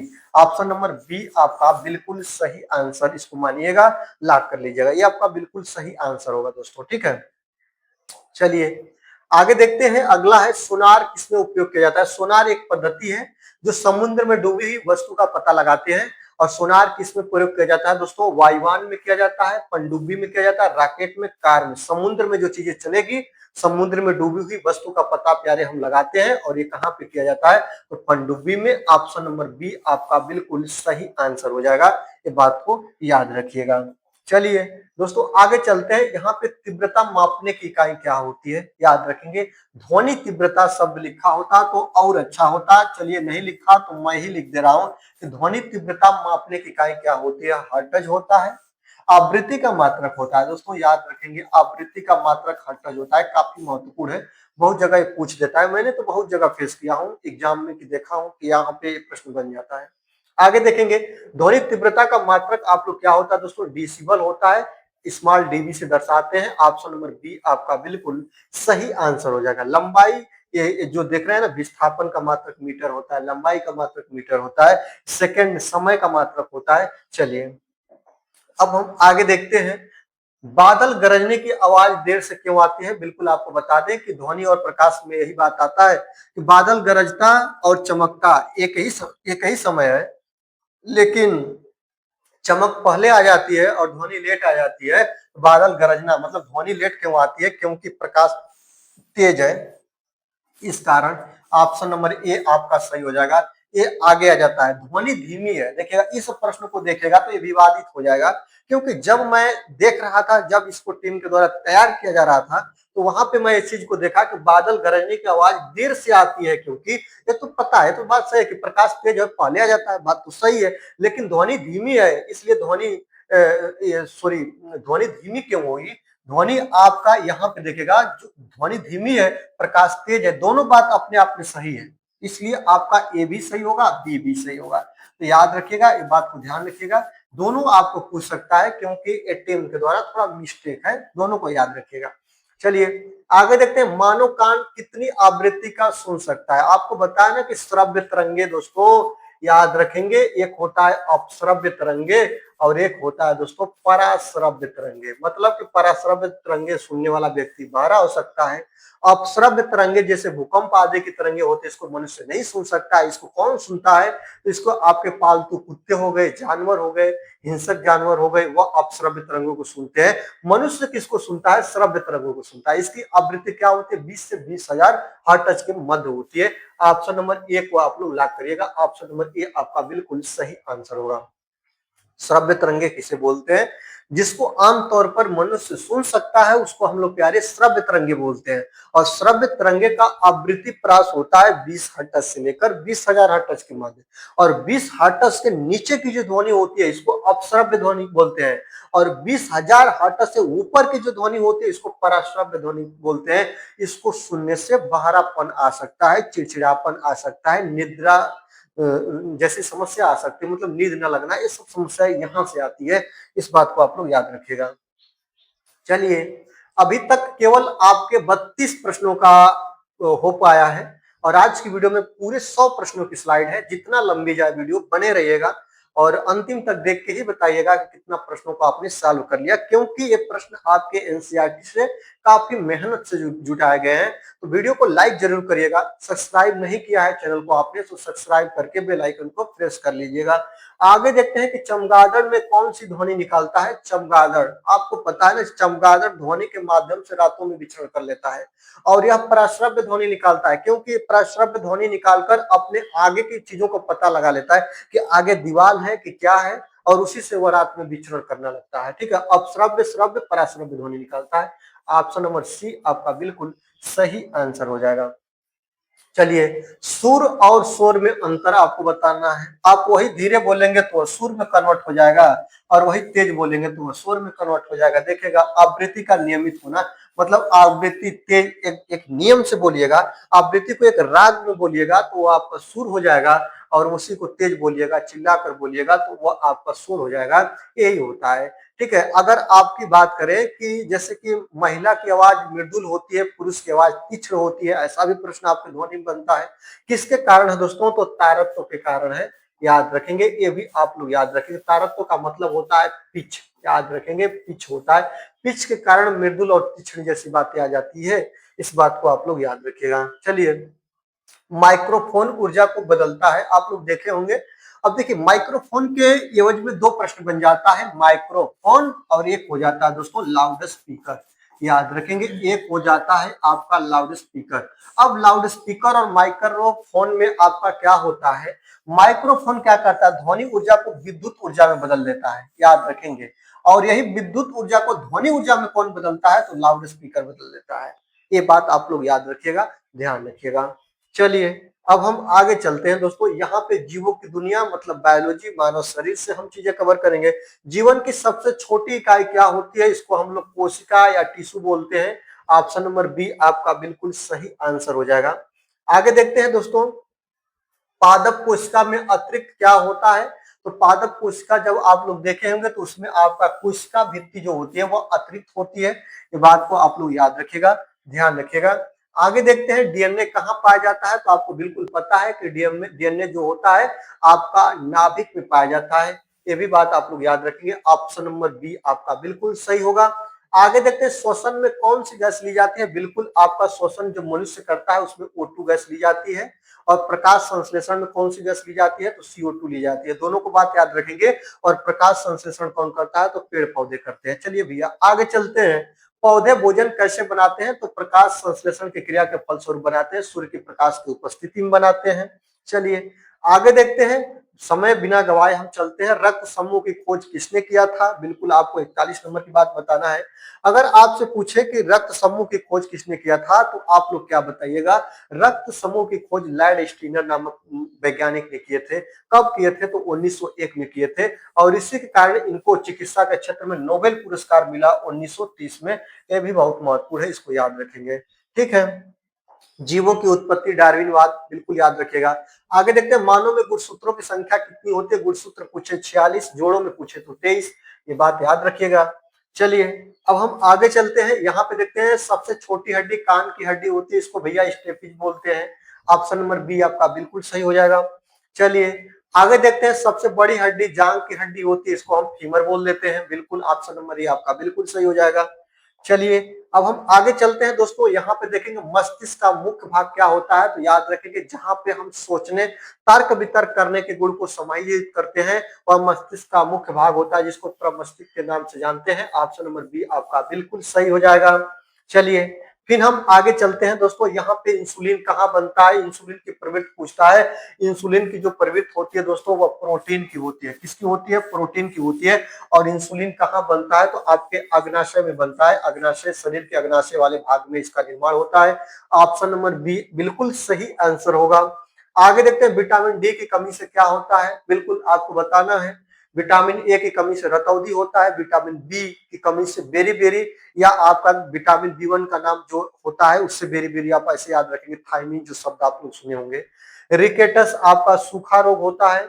बेरी-बेरी विटामिन बी की कमी से होता है। रतौंधी विटामिन ए की कमी से होता है। स्कर्वी विटामिन सी की कमी से होता है। विटामिन सी जो खट्टे पदार्थ मिलते हैं, बालों का झड़ना, मसूड़ों से खून आना, सब एक बात याद रखेंगे। विटामिन डी की कमी से रिकेटस सूखा रोग। और विटामिन डी जो होता है इसको प्राकृतिक विटामिन के नाम से जानते हैं, जो सूर्य के प्रकाश किरणों से इसकी उपपूर्ति हमारे बॉडी को हो जाती है। ठीक है, चलिए अब हम आगे देखते हैं विटामिन ए की कमी से रतौंधी ही होता है, बिल्कुल आप लोगों को पता ही है। एनीमिया ब्लड की कमी से होता है। घेघा रोग आप लोगों को पता है किसकी कमी से? आयोडीन की कमी से होता है। ठीक है, आगे देखते हैं आयोडीन की कमी से आपका घेघा रोग होता है, बिल्कुल बता ही दिए हैं। आगे देखते हैं प्रोटीन की बिल्डिंग ब्लॉक क्या होता है? अमीनो अम्ल होता है। ठीक है, अमीनो अम्ल याद रखेंगे, प्रोटीन का निर्माण यहीं से होता है, अमीनो अम्ल से। आगे देखते हैं कार्बोहाइड्रेट का मुख्य कार्य क्या होता है? ऊर्जा देना, एनर्जी देना। शरीर को सबसे पहले ऊर्जा कौन प्राप्त कराता है? तो कार्बोहाइड्रेट। जो भी खिलाड़ी होते हैं उनको ड्रिंक की बोतल दी जाती है, उसमें कार्बोहाइड्रेट की मात्रा सबसे ज्यादा होती है दोस्तों, ये याद रखेंगे। कार्बोहाइड्रेट का मुख्य कार्य होता है तुरंत एनर्जी शरीर को प्राप्त कराना। ऑप्शन नंबर बी आपका बिल्कुल सही आंसर हो जाएगा। वसा में घुलनशील विटामिन, यहाँ से बहुत चर्चाएं बनती है। विटामिन आपकी मुख्य रूप से 6 प्रकार की होती है। आपका vitamin A, vitamin B, vitamin C, vitamin D, vitamin E, vitamin K, सबको याद रखना प्यारे। अब vitamin A B C D E K होते हैं। जहां पे जल में घुलनशील विटामिन कितने होते हैं? तो विटामिन बी और विटामिन सी आपके जल में घुलनशील होते हैं, मतलब जल से धोने पर ये जो विटामिन होते हैं खाद्य पदार्थों के नष्ट हो सकते हैं, क्योंकि जल में ये घुल जाते हैं। राइट बात। अब देखिएगा, और वसा में घुलनशील विटामिन कौन होते हैं? तो वसा में आपका कौन कौन सा बचा? ए बचा, डी बचा, ई बचा और के बचा। ए डी ई के विटामिन वसा में घुलनशील है, और बी और सी विटामिन आपके जल में घुलनशील है। दोनों चीजों को आप लोग याद रखिएगा। आपसे कहता है कि कौन से विटामिन जल से धोने पर खत नष्ट हो जाती है, तो विटामिन बी और सी ही नष्ट होगा, क्योंकि जल में यही घुल सकता है। ठीक है, चलिए आगे चलते हैं। यहाँ पे वसा में घुलनशील विटामिन ए डी ई के, ऑप्शन नंबर बी आपका सही हो जाएगा। आगे देखते हैं जल जनित रोग नहीं है, ये बात बताना है कि जल से कौन सा रोग नहीं फैलता है, यही बात आपको बताना है। हैजा दूषित जल या दूषित भोजन के खाने से फैलता है। टाइफाइड ये भी जल से ही फैलता है। आपको पता है मलेरिया मच्छर काटने से होता है। ऑप्शन नंबर सी आपका बिल्कुल सही आंसर हो जाएगा। पीलिया ये भी जल से ही फैलता है, इस बात को याद रखेंगे। हैजा, टाइफाइड, पीलिया जल जनित है। और जल जनित रोग कौन नहीं है? मलेरिया नहीं है। मलेरिया जो होता है मादा एंफ्लूएंजा मच्छर काटने से होता है। ऑप्शन नंबर सी आपका बिल्कुल सही आंसर हो जाएगा। मच्छर से फैलने वाला रोग आपको बताना है, टीबी नहीं दोस्तों, डेंगू। डेंगू डेंगू दिन में मच्छर काटते हैं, इन्हीं से फैलता है, बात को याद रखेंगे। आगे देखते हैं, स्वच्छता का नियम नहीं है। स्वच्छता का नियम क्या नहीं है, यही आपको बताना है। रोज नहाना, बिल्कुल बात तो सही, स्वच्छता को बता रहा है। नाखून काटना, ये भी स्वच्छता को दर्शा रहा है। साफ पानी पीजिए, ये भी स्वच्छता को दर्शा रहा है, हेल्थ को अच्छा बनाएगा। लेकिन कच्चा खाना खाना, ये सब स्वच्छता का नियम नहीं है। पका हुआ खाना, भुना हुआ खाना, यह स्वच्छता का नियम को दर्शाता है। ऑप्शन नंबर बी आपका बिल्कुल सही आंसर हो जाएगा। पका हुआ भोजन ही आप लोग प्रयोग करें। चलिए आगे देखते हैं, कुपोषण का कारण क्या है? कुपोषण किसी व्यक्ति को क्यों होता है? उसके बॉडी में डेवलप या चेंजअप देखने को क्यों मिलता है? इसलिए देखता मिलता है दोस्तों, क्योंकि उसे भरपूर मात्रा में विटामिन, प्रोटीन, खनिज, लवण की पूर्ति उसकी बॉडी को नहीं हुई है, इसलिए वो व्यक्ति क्या हो जाता है, कुपोषण का शिकार हो जाता है। देखिएगा, अधिक खाना खाने वाला कुपोषण का कारण है। संतुलित आहार न लेना, संतुलित आहार कोई व्यक्ति अगर नहीं लेता है ना, तो वह कुपोषण का शिकार हो जाता है, ये बात को याद रखिएगा। चलिए आगे देखते हैं, बीएमआई का फुल नेम क्या होता है, बॉडी मास इंडेक्स, याद रखेंगे ये बीएमआई का फुल फॉर्म होता है। और इसको कौन प्रयोग करते हैं, बॉडी मास इंडेक्स का प्रयोग डॉक्टर लोग करते हैं बॉडी के बारे में जानने के लिए कि बॉडी में कितना कि कौन सी मात्रा कितनी कितनी है, मतलब इनके बॉडी में प्लेटलेट्स कितने हैं, आरबीसी की मात्रा कितनी है, डब्ल्यूबीसी की मात्रा कितनी है, इनकी में ब्लड कितना है, सब चीजों का जांच बॉडी मास इंडेक्स के अंतर्गत किया जाता है। ऑप्शन नंबर ए आप लोग याद रखिएगा, यही आपका सही आंसर होगा। ये आपके एनसीईआरटी में इसका विवरण मिल रहा था, इसलिए मैंने इसको लाया। ठीक है, चलिए, हृदय में कितने कक्ष होते हैं, बिल्कुल आपको पता है कि हृदय में आपके पूरे 4 कक्ष होते हैं। और कौन कौन से कक्ष होते हैं, जो ऊपरी कक्ष होते हैं उसको अलिंद बोलते हैं, और दो नीचे के कक्ष होते हैं उसको क्या बोलते हैं, अलिंद और नीलय, दो आपके कक्ष होते हैं हृदय में। याद रखें, दो दो आपके कक्ष होते हैं तो पूरे आपके 4 हो गए। हृदय में कितने कक्ष होते हैं, 4 कक्ष, याद रखेंगे। ऊपरी 2 कक्ष को अलिंद कक्ष और 2 निचली कक्ष को क्या बोलते हैं, नीलय कक्ष के नाम से हम लोग जानते हैं। चलिए आगे देखते हैं, शिरा का काम क्या होता है, बिल्कुल आपको बताया है, शिरा और धमनी दो चीजें आपके प्रश्न में बन जाएंगे। शिरा का कार्य क्या है, तो शिरा का कार्य होता है CO2 युक्त रक्त लाना। बॉडी के जो शरीर है, शरीर के अलग अलग भागों से कार्बन डाई ऑक्साइड गैस मिले हुए जो आपका रक्त है ना, इसको लाना कहाँ दोस्तों, गुर्दा में, किडनी में। और आपका यहीं पे धमनी का कार्य होता है, याद रखेंगे, गुर्दा या किडनी से शरीर के अन्य अन्य भागों में शुद्ध ब्लड को, याद रखेंगे, शुद्ध ब्लड को, अच्छा खून को, साफ खून को पहुंचाना। एक कितना होता है, ब्लड, याद रखेंगे।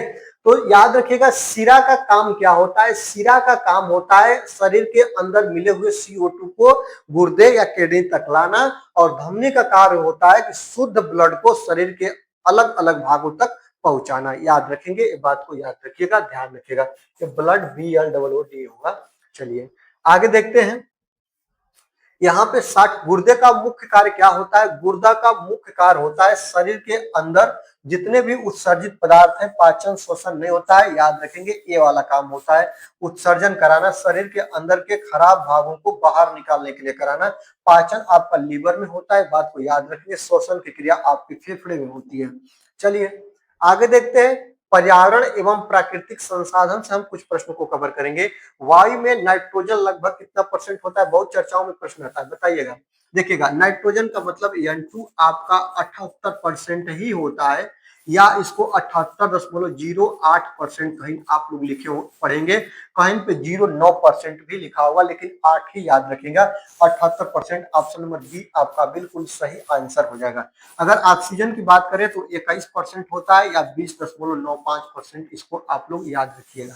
ठीक है, यहीं पे आप लोग इस सब चीजों को याद रखते, CO2 कार्बन डाइऑक्साइड गैस 0.003-4% आप लोग याद रखिएगा। यहीं पे आर्गन की बात करें तो याद रखेंगे, वायुमंडल में 0.93% होता है, ये बहुत ज्यादा पूछता है, जो पूछता है उसको आप देख लीजिए, यही आपके वायुमंडल में मुख्य मुख्य गैसें होती है। और नाइट्रोजन आपका 78% होगा, इसको लॉक कर लीजिएगा। ठीक है, चलिए कुछ प्रश्नों को हमने कवर कर लिया है, कुछ प्रश्न ही बचे हैं, साथ बीच में ना छोड़िएगा, जुड़े रहिएगा और अंतिम तक ही देख कर बताइएगा कि आपने कितने प्रश्नों को सही कर रखा है। ग्रीन हाउस गैस नहीं है, ग्रीन हाउस गैस कौन सी नहीं होती है, बिल्कुल आपको बताना है। CO2 ए भी है, CH4 ए भी है, आपका N2 ए भी है, और CFC ए भी होती है ग्रीन हाउस गैस, लेकिन कौन नहीं है, O2 नहीं है। ऑप्शन नंबर सी आपका बिल्कुल सही आंसर हो जाएगा।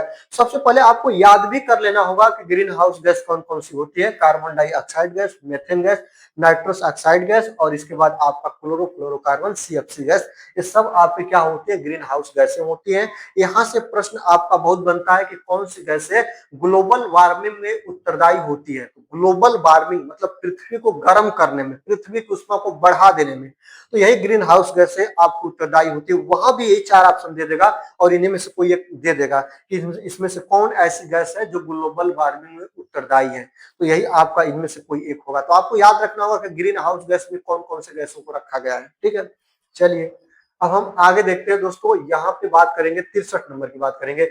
जैव विविधता का महत्व आपको बताना है। जैव विविधता का महत्व क्या है? पारिस्थितिकी संतुलन, बात सही है। दवाएं, भोजन, आपका पेड़ पौधे, जीव जंतु सब आते हैं, तो उपरोक्त सभी आपका बिल्कुल सही आंसर हो जाएगा। ये होते हैं आपके जैव विविधता। चलिए, वनों उन्मूलन से क्या होता है? मतलब वनों की कटाई की बात करता है दोस्तों। वनों उन्मूलन मतलब वनों की कमी से बात कर रहा है, वनों को नष्ट होने की बात कर रहा है। वर्षा का बढ़ना, मृदा अपरदन, ऑक्सीजन बढ़ना, तापमान घटना। याद रखेंगे, तापमान घटेगा वन काटेंगे तो ऐसा नहीं होगा। ऑक्सीजन बढ़ेगा नहीं, वन से ही तो ऑक्सीजन की पूर्ति होती है। यहाँ पे देखेंगे वर्षा का बढ़ना, वन ही वर्षा कराने में मददगार होते हैं। मृदा अपरदन ज्यादा होगा। जो मृदा मृदा अपरदन मतलब मिट्टी के कटाव को रोकने में अपनी अहम भूमिका निभाते हैं। कौन दोस्तों? पेड़ पौधे। याद रखेंगे, तो वनों उन्मूलन से क्या होगा? मृदा अपरदन होगा।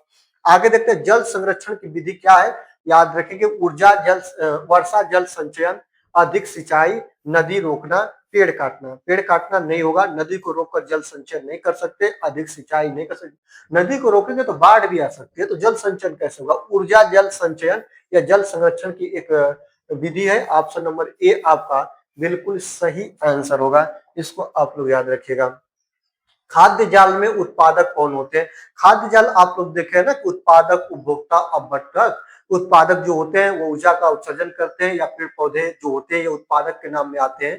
तो ये क्या करते हैं? ये ऊर्जा को उगाने का काम करते हैं, ठीक है। उत्पादक क्या करते हैं? या उत्पादक जो होते हैं ना, उपभोक्ता जो होते हैं ना, उत्पादक को खाने का कार्य करते हैं। और दोनों को मिट्टी में मिलाने का काम कौन करता है? अपघटक कर देता है। तो खाद्य जाल में उत्पादक कौन है? तो बाघ है? नहीं दोस्तों, ये तो उपभोक्ता है।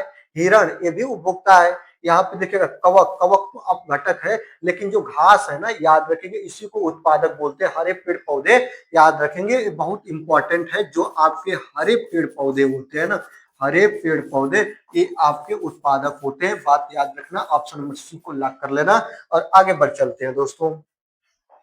चलिए आगे देखते हैं, अपघटक का उदाहरण क्या होगा? गाय उपभोक्ता है, सांप भी उपभोक्ता है, आपका टिड्डा भी उपभोक्ता है। लेकिन ये जो आप देख रहे हैं ना, कवक, कवक अपघटक होता है। अपघटक जो होते हैं ना, या मृत जीव जंतु को मिट्टी में मिलाने का काम करते हैं। ये बात याद रखेंगे। ये पर्यावरण के क्या कहलाते हैं दोस्तों? पर्यावरण के सफाई कर्मी इनको बोलते हैं, अपघटक को। नवीकरणीय संसाधन क्या है? नवीकरणीय संसाधन मतलब खत्म हो जाने के बाद पुनः इसको हम प्राप्त कर ले। कोयला, कोयला तो आपका अनवीकरणीय है, मतलब इसका कम से कम उपयोग किया जाए। अगर ये खत्म हो जाएगा तो पुनः इसे प्राप्त करना थोड़ा दुर्लभ होगा, थोड़ा क्या बहुत होगा। पेट्रोलियम अनवीकरणीय है। आपका यूरेनियम, ये भी अनवीकरणीय है। लेकिन पवन ऊर्जा जो होती है ना, ये नवीकरणीय है। पवन ऊर्जा मतलब वायु, हवा से जो हमें ऊर्जा प्राप्त होती है, पवन ऊर्जा। और पवन ऊर्जा जो मिलती रहेगी, इस बात को याद रखेंगे, क्योंकि यह नवीकरणीय ऊर्जा स्रोत का साधन है। चलिए आगे देखते हैं कि अनवीकरणीय संसाधन क्या है, मतलब जिसको हम लोग याद रखते हैं उसको हम पुनः प्रयोग न कर पाए। जैसे देखिएगा, यहाँ पे सौर ऊर्जा नवीकरणीय है, जल भी नवीकरणीय है, वन भी नवीकरणीय है। लेकिन प्राकृतिक गैस, जैसे कि आप लोगों को पता है, एलपीजी गैस हो गया, आपका सीएनजी गैस हो गया, ये सब गैसें आपकी खत्म हो जाएंगी तो पुनः हमें नहीं मिलेगी। तो जो प्राकृतिक गैस है ना, एक अनवीकरणीय ऊर्जा का एग्जाम्पल है, इसको आप लोग याद रखिएगा। वायु प्रदूषण का स्रोत क्या है? आपका वाहन से भी वायु प्रदूषण फैलेगा, कारखाने से भी, पटाखे से भी, उपयुक्त सभी को आप लोग लाग कर लीजिएगा। चलिए आगे देखते हैं, जल प्रदूषण रोकने का उपाय आपको बताना है। पेड़ काटना, पेड़ काट के आप जल प्रदूषण को नहीं रोक सकते। कीटनाशक बढ़ाना, कीटनाशक बढ़ा के आप जल प्रदूषण को कभी नहीं रोक सकते। कम करने की बात होता तो मैं देखता। कचरा नदी में डालना, याद रखेंगे, कचरा आप नदी में डाल के जल प्रदूषण को नहीं रोक सकते। एसटीपी लगाना, याद रखेंगे, इसके माध्यम से आप लोग क्या कर सकते हैं? जल प्रदूषण को रोक सकते हैं। ऑप्शन नंबर बी आपका बिल्कुल सही आंसर होगा। यही पे मैं आपको बता दें, जल प्रदूषण की माप किससे करते हैं? तो बीओडी से करते हैं, याद रखेंगे, बीओडी से करते हैं। इसमें क्या होता है? जल में घुली ऑक्सीजन की मात्रा को मापते हैं, याद रखेंगे, याद रखेंगे, मापते हैं किसको? तो ऑक्सीजन में घुली जल की मात्रा को। इसका फुल फॉर्म क्या होता है? बायोकेमिकल ऑक्सीजन डिमांड, याद रखेंगे, बायोकेमिकल ऑक्सीजन डिमांड इसका फुल फॉर्म होता है। और जल में घुली हुई ऑक्सीजन की मात्रा को माप के हम इस चीज की पहचान करते हैं, ठीक है। चलिए आगे देखते हैं 72 नंबर की बात करते हैं। भोपाल गैस त्रासदी किस गैस के रिसाव के कारण हुई थी? वो काफी चर्चाओं में यूपी टेट में भर भर के पूछता है। एमआईसी मिथाइल आइसोसाइनाइड गैस है और इसी के रिसाव से हुई थी 2-3 दिसंबर, याद रखेंगे 2 दिसंबर की रात्रि को 1984 में यह घटना घटी थी। और मिथाइल आइसोसाइनाइड एक जहरीली गैस है, इसके रिसाव से अपार जनधन की हानि हुई थी और इसी के कारण ये आपकी हुई थी क्या, जो आपको बोलते हैं भोपाल गैस त्रासदी। बिल्कुल याद रखेगा, मिथाइल आइसोसाइनाइड इसका बी आपका नाम है, एमआईसी के नाम से इसको हम लोग जानते हैं, हम बहुत इसको एमआईसी के नाम से बोलते हैं। ठीक है, चलिए आगे देखते हैं। यहाँ पे बात कर देंगे चिपको आंदोलन किससे संबंधित है। चिपको आंदोलन आपका वन पेड़ पौधे कटने से बचाने के लिए लाया गया था। चिपको आंदोलन उत्तराखंड का चमोली जिला का रेडी गांव, वहीं से सुंदरलाल बहुगुणा उगते हैं और वहीं से आता है आपका चिपको आंदोलन पेड़ों को कटने से बचाने के लिए। ऑप्शन नंबर बी आपका सही हो जाएगा। याद रखेंगे 70 के दशक में किया गया था, उत्तराखंड से इसकी शुरुआत हुई थी। चामोली जिला, याद रखें उत्तराखंड का चामोली जिला का रेडी गांव, जो पेड़ को कटने से बचाने के लिए यह आंदोलन चलाया गया था। चिपको आंदोलन और पिको आंदोलन दोनों पेड़ कटने से बचाने के लिए था। इकोसिस्टम शब्द किसने दिया था? तो याद रखेंगे एजी टांसले के द्वारा इकोसिस्टम शब्द की खोज की गई थी या सर्वप्रथम इसकी पुनर्धारणा की गई थी। आगे देखते हैं ओजोन का रासायनिक सूत्र क्या होता है। ओजोन परत समताप मंडल में पाई जाती है, सूर्य के पराबैंगनी किरणों को पृथ्वी पर आने से रोकती है। ऑप्शन नंबर बी आपका बिल्कुल सही आंसर हो जाएगा। ओजोन दिवस आपका 16 सितंबर को मनाते हैं। ओजोन परत की जो मोटाई होती है उसको पूछता है तो डाप्सन इकाई में नापते हैं, याद रखेंगे डाप्सन इकाई में नापते हैं। ये सूर्य की अल्ट्रावायलेट प्रकाश किरणें या सूर्य की पराबैंगनी किरणें पृथ्वी पर आने से रोकता है ओजोन परत। ठीक है भैया, आगे चलिए देखते हैं। पदार्थ एवं अवस्थाएं एवं अन्य चीजों की हम बात करेंगे। यहाँ पे देखेंगे पदार्थ को परिभाषित करता है कौन, तो याद रखेंगे पदार्थ को परिभाषित करने वाला द्रव्यमान और उसका आयतन है। ऑप्शन नंबर ए आपका बिल्कुल सही है। क्यों? क्योंकि आपको पता है जो पदार्थ होते हैं उनको ठोस, उनको द्रव और उनको गैस के आधार पर दोस्तों हम लोग बात देते हैं। ठोस का मतलब आपका सॉलिड गैस हो गया, एल का मतलब लिक्विड आपका द्रव हो गया और इसका मतलब जी आपका गैस हो गया। तो इनको किसके आधार पर? द्रव्यमान और आयतन के आधार पर बांटते हैं। और आपको बिल्कुल पता है कि ठोस का आकार और आयतन दोनों क्या होता है? निश्चित होता है। और गैस का आकार एवं आयतन क्या होता है? अनिश्चित होता है। और द्रव में यही मैटर फंसता है। द्रव में जो आयतन होता है ना दोस्तों, याद रखेंगे द्रव का जो आयतन होता है वह निश्चित होता है, लेकिन इसका आकार निश्चित नहीं होता है। यह जिस बर्तन में रखा जाता है उसी का आकार ग्रहण कर लेता है। आप छोटी कक्षाओं से पढ़ते हुए आए हैं। ठीक है, चलिए आगे देखते हैं। द्रव की चौथी अवस्था क्या होती है? पहली ठोस, दूसरी द्रव, तीसरी गैस और चौथी प्लाज्मा। ऑप्शन नंबर डी आपका बिल्कुल सही आंसर होगा। चलिए आगे देखते हैं। गलनांक पर ठोस और द्रव क्या रहते हैं दोस्तों? याद रखेंगे गलनांक पर ठोस व द्रव क्या होते हैं दोस्तों? साथ रहते हैं। याद रखेंगे गलनांक पर ठोस और द्रव क्या होते हैं? साथ रहते हैं। ऑप्शन नंबर ए आपका बिल्कुल सही होगा। आगे देखते हैं कि वाष्पीकरण किस ताप पर होता है, ये आपको बता दें। तो वाष्पीकरण याद रखेंगे, जैसे आप लोग वाष्पीकरण देखते हैं ना, जैसे मान लीजिए जल है, जल की सतह है, यहाँ पे जल भरा हुआ है और सूर्य की प्रकाश किरण इस पर पड़ती है, गर्माहट मिलती है तो वाष्प बनना स्टार्ट होता है। तो ये प्रश्न कह रहा है ना कि वाष्पीकरण किस ताप पर होता है, तो किसी भी ताप पर हो सकता है। अब वाष्पीकरण की दर निर्धारित करेगी कि ज्यादा हो रहा है कि कम हो रहा है, तो किसी भी ताप पर आपका वाष्पीकरण होगा। ऑप्शन नंबर बी आपका बिल्कुल सही आंसर होगा, इसको आप लोग याद रखिएगा। आगे देखते हैं। विलयन में विलेय प्लस विलायक मिलकर क्या बनाते हैं, ये आपको बताना होगा। अब देखिएगा विलयन है दोस्तों, याद रखेंगे एक कोई पात्र मैं ले लिया और इसमें मैंने विलयन ले लिया। अब देखिएगा विलयन में दो भाग होते हैं, एक होता है विलेय, एक होता है आपका विलेय और एक होता है आपका विलायक। अब ये मिलकर क्या बनाते हैं देखिएगा। अब इसमें कोई मैंने आपका पूरा ले लिया मिश्रण, जल, इसमें आपका मैं ले रहा हूं दोस्तों, जल ले रहा हूं और इसी में आपका मैं चीनी या नमक ले रहा हूं। ठीक है, चीनी ले लिया। अब देखिएगा जो इसमें पूरी तरह से घुल मिल जाएगा, अपने अवस्था को नाश कर देगा, अपनी पहचान को खो देगा, वह विलेय रहेगा। जैसे कि आज में कौन मिलेगा? चीनी इसमें विलेय होगा और जो मिला देगा वही उसमें क्या होगा? विलायक होगा। अब देखिएगा विलयन में विलेय और विलायक मिलकर क्या बनाते हैं? निलंबन बनाते हैं, समांगी मिश्रण बनाते हैं। याद रखेंगे ऑप्शन नंबर बी आपका बिल्कुल सही हो जाएगा। क्यों? समांगी मिश्रण में क्या होता है? समांगी मिश्रण में प्रत्येक जो विलयन है ना, प्रत्येक भाग का जो मिश्रण का जो अपना वो होगा ना, वह समान भाव हो गया, ठीक है। इसमें कुछ घुला मिला बच नहीं रह जाएगा। अब यहीं पे देखिए ना, यहीं पे मैं बालू ले लूं, जल और बालू का मिश्रण ले लूं, तो ये समांगी मिश्रण कहलाएगा? नहीं, यह आपका विषमांगी विलयन कहलाएगा, क्योंकि प्रत्येक भाग का संगठन इसमें समान रहता है और इसमें प्रत्येक भाग का संगठन समान नहीं रहता है। तो याद रखिए, समांगी विलयन वह विलयन होता है जिसमें पूरा विलय घुल मिल जाता है। और याद रखेंगे किसमें? विलायक में। और इस विलयन को हम लोग बोलेंगे समांगी विलयन। ऑप्शन नंबर बी आपका बिल्कुल सही आंसर हो जाएगा। चलिए आगे देखते हैं, पानी प्लस रेत का मिश्रण क्या कहलाएगा? पानी और रेत का मिश्रण विषमांगी विलयन कहलाएगा, निलंबन उसको बोलेंगे। ऑप्शन नंबर बी आपका बिल्कुल सही हो जाएगा। आगे देखते हैं, दूध प्लस पानी, याद रखेंगे दूध और पानी किसका एग्जाम्पल है? तो यह कोलाइड विलयन का एग्जाम्पल है, कोलाइड का एग्जाम्पल है, ये बात याद रखेंगे। आगे देखते हैं, धातु उदाहरण है, याद रखिए इसमें से धातु क्या है? कार्बन, लोहा। लोहा क्या है दोस्तों? धातु है। धातु को आपको पता है, धातु में आपका क्या क्या होता है? धातु विद्युत की सुचालक होती है, उष्मा की चालक होती है या सुचालक होती है। और इसके बाद धातु जो होती है चमकदार होती है, धातु में तन्यता का गुण पाया जाता है, धातु को तार के रूप में खींच सकते हैं, धातु में अघात वर्धीनता का गुण पाया जाता है। याद रखेंगे लोहा या फिर आपका इसमें से धातु होगा। और धातु का उदाहरण आपको बताना है, सोडियम ये भी धातु है, आपको बिल्कुल पता है, यन्ने बोलते हैं धातु है। तांबा कापर आपका धातु ही है। नाइट्रोजन आपका धातु नहीं है। ऑप्शन नंबर सी आपका बिल्कुल सही आंसर हो जाएगा। चांदी हो गया, सोना हो गया, एजी हो गया, एयू हो गया, सब आपके धातु है, याद रखिएगा। आगे देखते हैं, अम्ल का स्वाद कैसा होता है?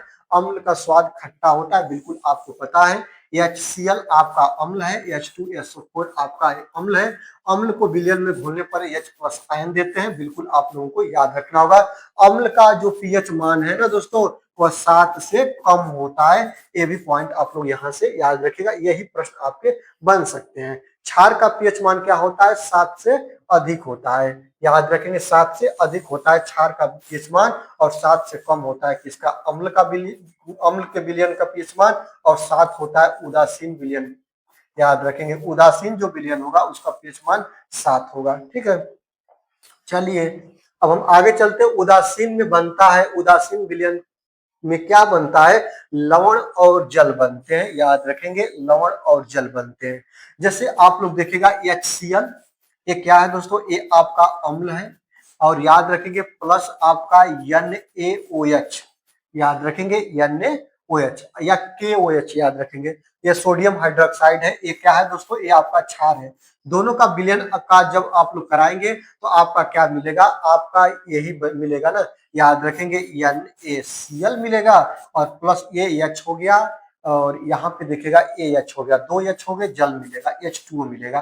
तो NaCl प्लस जल बनेगा, और NaCl आपका क्या है दोस्तों? लवण है, और ये आपका क्या है दोस्तों? जल है। इस आधार पर आप कह सकते हैं कि अम्ल और क्षार के विलयन के फलस्वरूप आपका लवण और जल बनता है, और इसी विलयन को उदासीन विलयन के नाम से जानते हैं। और ऑप्शन नंबर बी आपका बिल्कुल सही आंसर होगा, ये बात आप लोग याद रखिएगा।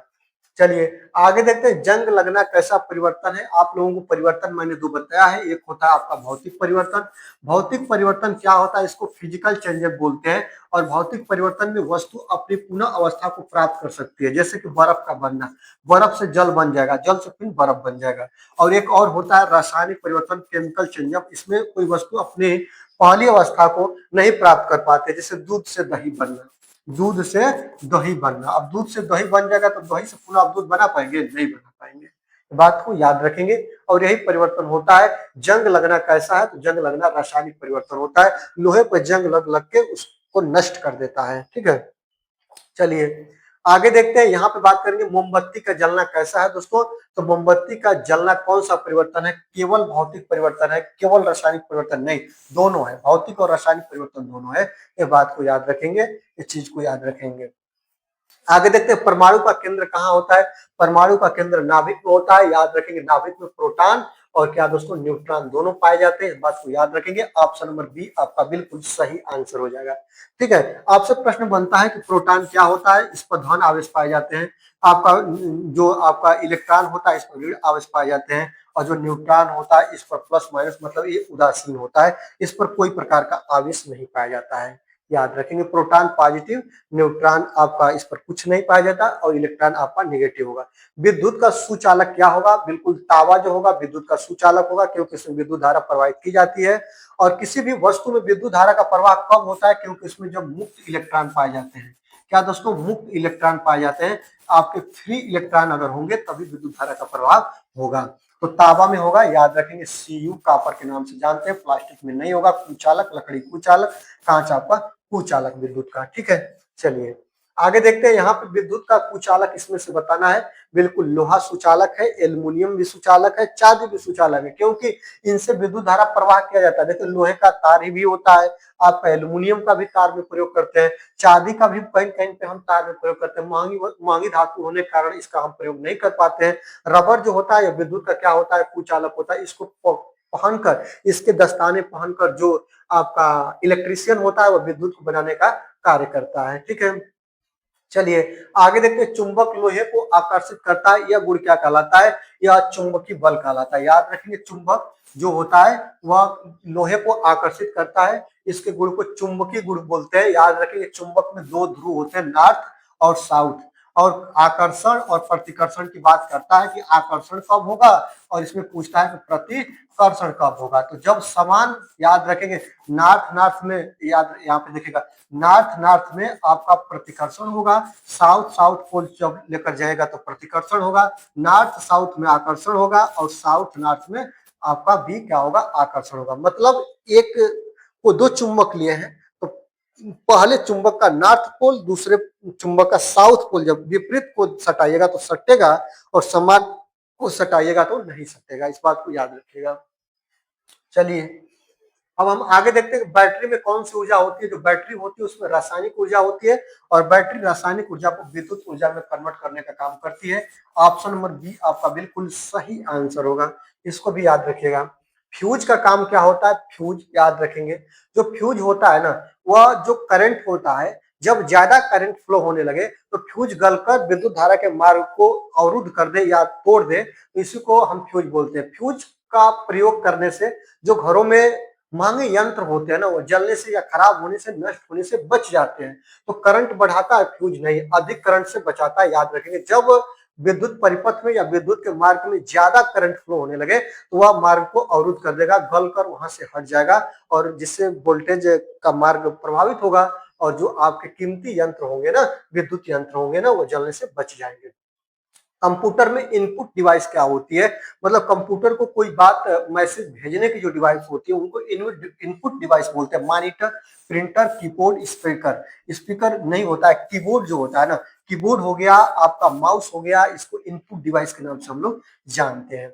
चलिए आगे देखते हैं। इंटरनेट का आविष्कार किस लिए किया गया था? तो आमतौर पे आपके एनसीईआरटी के अकॉर्डिंग मैं बताऊं, संगीत सुनने के लिए इंटरनेट का आविष्कार नहीं, फिल्म देखने के लिए नहीं, गेम के लिए नहीं, रक्षा संचार के लिए ये किया गया था। ऑप्शन नंबर बी आपका बिल्कुल सही आंसर हो गया।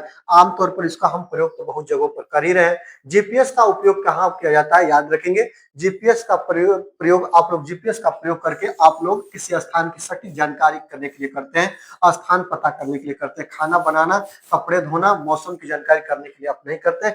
वेदर का प्रयोग आप लोग मौसम की जानकारी के लिए करते हैं। सेटेलाइट किससे ऊर्जा लेता है? सेटेलाइट के लिए धरती से जोड़कर कोई विद्युत तार नहीं गया है। सेटेलाइट जो होती है सौर ऊर्जा प्राप्त करती है।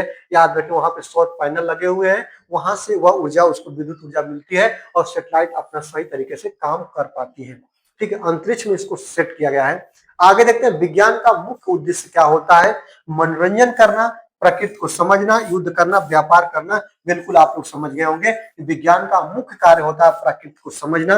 बात को याद रखेंगे दोस्तों। आज के वीडियो में पूरा आप लोगों ने 100 प्रश्नों को कवर किया। 100 प्रश्नों की छोटी सी श्रृंखला आपको कैसी लगी? अच्छी लगी तो दोस्तों लाइक जरूर करिएगा। चैनल पर नए हैं तो सब्सक्राइब करके बेल आइकन को प्रेस कर लीजिएगा। दीजिए आज की वीडियो से विदा, देखते रहिए अक्षर के कदम।